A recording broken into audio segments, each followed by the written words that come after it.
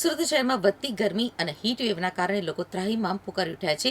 એ વચ્ચે એક કરુણ ઘટના પ્રકાશમાં આવી છે.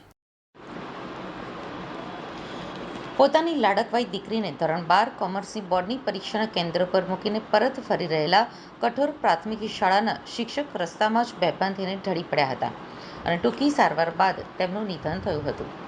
મળતી માહિતી પ્રમાણે મૂળ ભાવનગર અને કામરેજ વિસ્તારમાં આવેલી અંબિકા રેસીડેન્સીમાં 50 વર્ષીય ભવાનભાઈ સીથરભાઈ હડિયા પરિવાર સાથે રહેતા હતા. તેઓને સંતાનમાં એક પુત્રી અને એક પુત્ર છે. ભવાનભાઈ કઠોર પ્રાથમિક શાળામાં શિક્ષક તરીકે ફરજ બજાવતા હતા અને પરિવારનું ગુજરાન ચલાવતા હતા. દીકરી દીપ્તિની હાલ ધોરણ 12 કોમર્સની બોર્ડની પરીક્ષા ચાલી રહી છે, જેથી તેઓ રોજ દીકરીને પરીક્ષા કેન્દ્ર પર મૂકવા જતા હતા અને ત્યાંથી પરત લેવા પણ જતા હતા. ગતરોજ બપોરે ભવાનભાઈ પોતાની ધોરણ 12 કોમર્સમાં અભ્યાસ કરતી પુત્રી દીપ્તિને સેક્રેટરીયલ પ્રેક્ટિસનું બોર્ડનું પેપર હોવાથી આબ્રામા પીપી સવાણી ચૈતન્ય વિદ્યા સંકુલ સ્કૂલના બોર્ડના પરીક્ષા કેન્દ્ર ઉપર મોપેડ ઉપર મૂકવા ગયા હતા. પુત્રીને પરીક્ષા કેન્દ્ર ઉપર મૂક્યા બાદ તેઓ મોટા વરાછા ખાતે AR મોલમાં આવેલી પોતાના પુત્રની ઓફિસ તરફ જવા નીકળ્યા હતા. તેઓ પુત્રને મોબાઈલનું સ્ટેન્ડ આપવા જઈ રહ્યા હતા.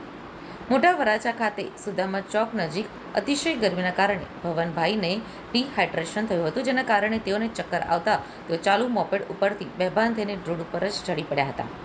આસપાસના લોકોએ તરત જ તેમને બેભાન હાલતમાં સારવાર માટે નજીકની ખાનગી હોસ્પિટલમાં ખસેડ્યા હતા, જ્યાં ટૂંકી સારવાર દરમિયાન તેમનું મોત નીપજ્યું હતું. અચાનક બનેલી આ ઘટનાથી પરિવાર ઉપર દુઃખનો પહાડ તૂટી પડ્યો હતો. પિતાના મોતના પગલે બંને સંતાનોએ પિતાની છત્રછાયા ગુમાવી હતી. આ અંગે વધુ તપાસ ઉત્તરાયણ પોલીસ કરી રહી છે. આ ઘટનામાં સૌથી વધુ હૃદયસ્પર્શી બાબત પુત્રી દીપ્તિની હિંમત રહી છે. એક તરફ પિતાના મોતના સમાચાર મળ્યા હતા, તેમ છતાં પિતાનું સ્વપ્ન પૂરું કરવા દીપ્તિએ ભારે હૈયે ધીરજ રાખીને સેક્રેટરીયલ પ્રેક્ટિસનું પેપર પૂર્ણ કર્યું હતું. એટલું જ નહીં, આગામી 17મી માર્ચે આવનારું છેલ્લું પેપર પણ તે આપશે તેવો મક્કમ નિર્ધાર કર્યો છે.